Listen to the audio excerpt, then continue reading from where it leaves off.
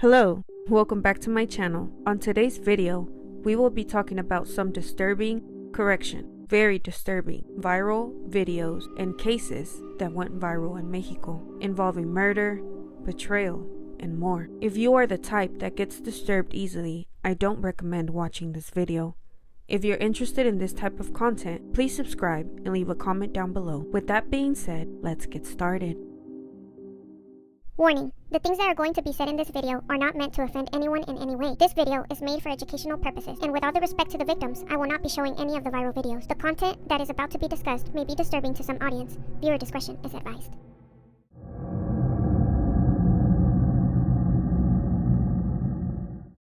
A video went viral in 2018 of a woman that seemed terrified. In this video, the woman claimed she saw a truck that contained children unalive. Surrounding her, a group of women who are just trying to calm her down, but the lady continues to state that what she saw was unalive children hanging in hooks inside an 18-wheeler. Sounds like a scene of a horror movie. It is said the 18-wheeler truck was property of the cornflower brand Maseca. As she's trying to catch her breath, someone is recording the interaction. She couldn't even breathe. All she wanted to do was go home and be with her family and kids.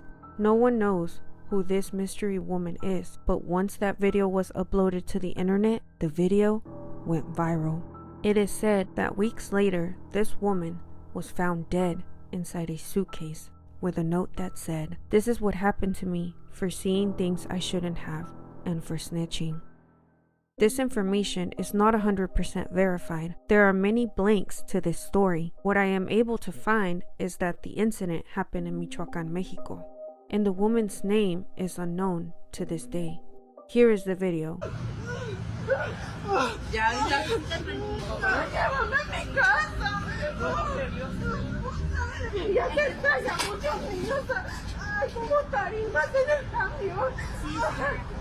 You can't deny the fear she's feeling and how disturbed she is. What doesn't surprise me is what she saw. Many people go missing all around the world, and no one really knows where these missing people go.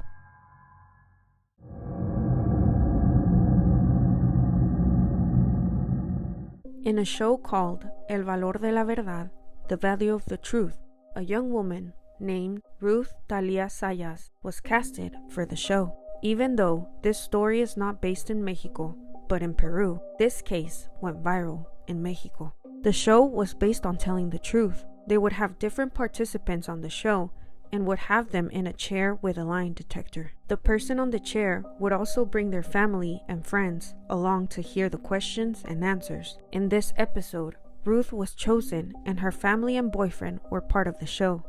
Basically, the show wanted to expose personal questions on air for views, and they would use the lie detector to make it more intense. Each question had a level.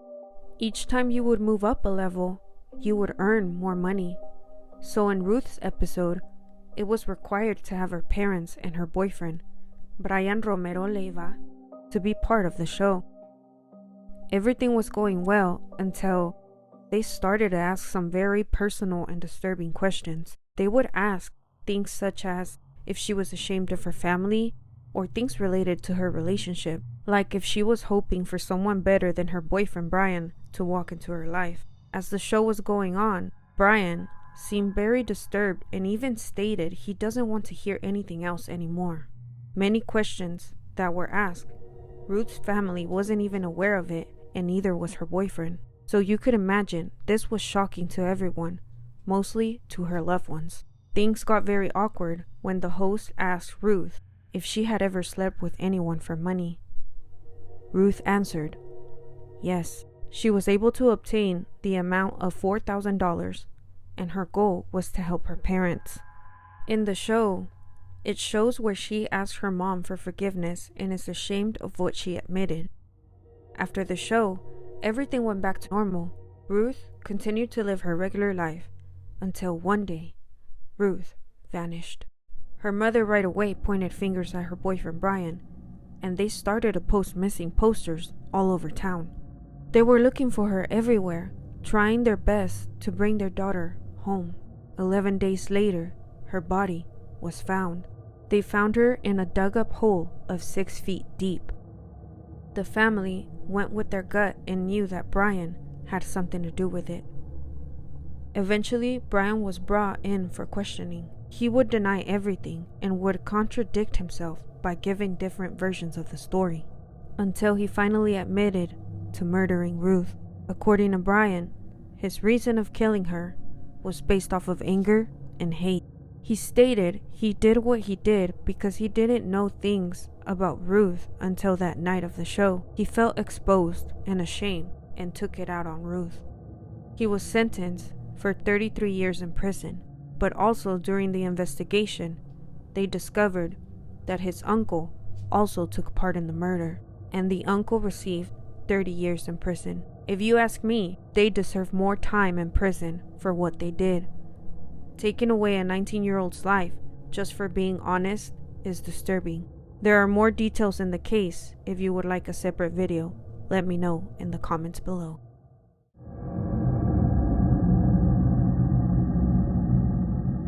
On Monday, October 29, in the middle of the night, complaints started to come in about screams and disturbing sounds. This brought the attention of the people who lived in the neighborhood in Guatemala. From hearing the screams, some neighbors gathered around and decided to check on the residents of the home.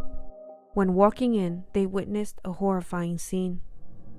They found Alejandra, their neighbor, laying on the ground with blood all over. She is described to have no hands and her face was in half. What makes this more disturbing is that this incident was recorded and posted online. This video went viral, and the users online give Alejandra the name of Miss Pac-Man due to her severe cut in her face. When the neighbors found her, she was still alive. What's disturbing about this video, that even though she had severe wounds, she was still moving.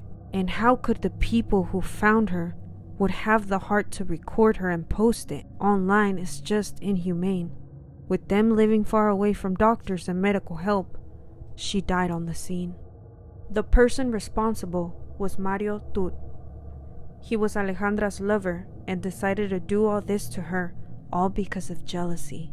He explained that Alejandra told him she was going to watch TV at her sister's house, but he claims she was lying because he saw her getting dropped off by the bus where he thinks she was with another man.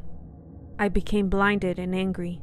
The devil was inside of me, and I was blinded by rage. So I grabbed her and started swinging my machete at her. This statement was made by Mario. Once he committed the crime, he wanted to flee to Mexico, but thankfully he was captured and was brought back in for justice for Alejandra. He received a sentence of 25 to 50 years in prison. I don't know what kind of justice this is. Honestly, this makes me furious. There is a video going around where Mario is seen celebrating his birthday in prison.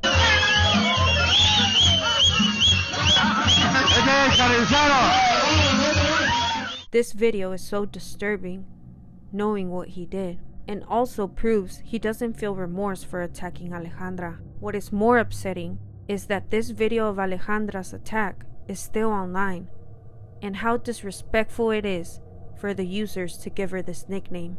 It's inhumane what this woman went through, and doesn't deserve to be given a nickname like that.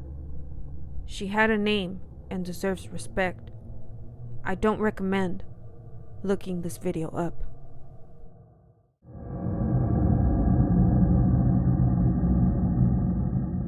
Do you remember the year 2012, when many rumored that the world was going to end? Well, many panicked. Some even did some disturbing things in order to avoid the end of the world. Maria del Carmen Rios was a mother of a 5-year-old boy named Fernando. The neighbors described the family as calm and relaxed people, but everything changed when they started to hear voices and screams from a boy coming from the house. That night, a young man ran outside from the house and started to bang in people's doors, pleading for help. He screams, "Help! They're killing him!" In shock, the neighbors wanted to help, and from afar, they saw a cop car and called them over. They told the police about the sounds and how the young man was screaming for help. The police walked up to the house and attempted to walk in, but the doors were locked. They didn't give up and finally entered the home. The first thing the policemen saw was a mother holding her son up to her face and blood all over her. She started to beg the police for help. When the policemen walked closer, they noticed the young boy was missing his eyes. In shock and disturbed, the police asked the mother and the family what happened. Calmly, the mother stated they were doing a ritual for the end of the world, and they noticed the young boy wasn't doing what he was told. During the ritual, all the family members had to close their eyes. Him, being just a child, did not understand and didn't close his eyes. The mother told the boy, "Why are you not closing your eyes? This has to do something with the devil." So the mother and the sister proceeded to take the young boy's eyes out in the kitchen. Thankfully, so-called justice was served. I honestly think this wasn't even enough time, but she received 30 years and a large fine. About this boy Fernando, he is okay and was hospitalized and is currently living with his dad and his grandparents. This case is horrifying and disturbing.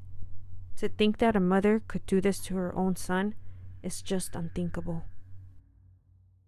This video is a lot, but I wanted to bring light to these cases. Evil exists and is everywhere. It's important to stay alert and aware of all these things. This video is made for educational purposes. Please be aware of who you have around you and always look out for your safety.